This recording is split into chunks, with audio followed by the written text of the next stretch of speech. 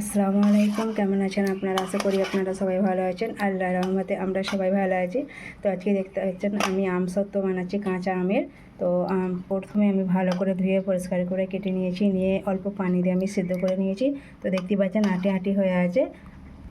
আর দেখতে পাচ্ছেন এখানে আমি একটা ছাঁকনিতে সিদ্ধ করা আম নিয়ে নিয়েছি। এইভাবে করে নিতে একটু ঘুঁটে নিতে হবে, তবে কিন্তু আমসত্ত্বটা ভালো হবে। আর যে চিবড়ে চিবড়েগুলো উপরেগুলো সেগুলো ফেলে দিতে হবে। তো এইভাবে আমি সবগুলো করে নেব। আর এখানে দেখতে পাচ্ছেন আমি এটা গুড় আম বানাচ্ছি। তো আমার ভিডিওই দেয়া আছে কিভাবে আমি গুড়ের আমের আচার বানাই।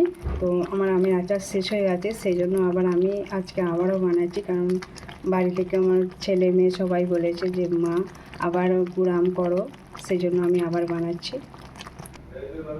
তো দেখতেই পাচ্ছেন আমি আমসত্ত্ব বসিয়ে দিয়েছি কড়াই। এই যে দেখতে পাচ্ছেন ফুটছে। এখানে বিট লবণ, এটা লঙ্কার গুঁড়ো সামান্য পরিমাণে, আর এখানে এটা হচ্ছে 5 ফোড়নের গুঁড়ো। এবারে এটাকে আমি ভালো করে নাড়তে থাকবো। যতক্ষণ না কালার আসছে ততক্ষণ কিন্তু আমি নেড়েই যাবো।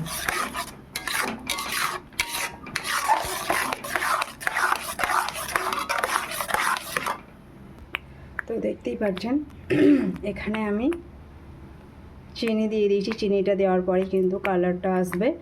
আর আপনারা একটু চিনিটাকে কীরকম খাবেন, মিষ্টিটা সেই অনুযায়ী মিষ্টিটা দেবেন। কিন্তু আমরা এই আমটা যেহেতু বিশাল টক, সেই জন্য চিনিটা আমি কিন্তু বেশি দিয়েছি। তো এবার আমি এটাকে ভালো করে নেড়ে নেব, নাড়তে থাকবো। ফিরে আসছি 5 মিনিট পর।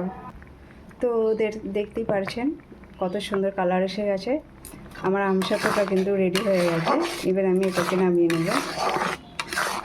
যেহেতু আজকে 4টে বেজে গেছে, সেই জন্য আমি আর ছাদে এটাকে দেবো না। আজকে আমি ফ্যানের তলাতেই সারা রাত রেখে দেবো, কালকে ছাদে দেবো। কালকে দিলেই কিন্তু আমার আমসত্ত্বটা প্রায় শুকিয়ে যাবে। তো এগুলোতে আমি দেখতেই পাচ্ছেন এগুলোতে আমি সরষের তেল আগে থেকে মেখে নিয়েছি। এই যে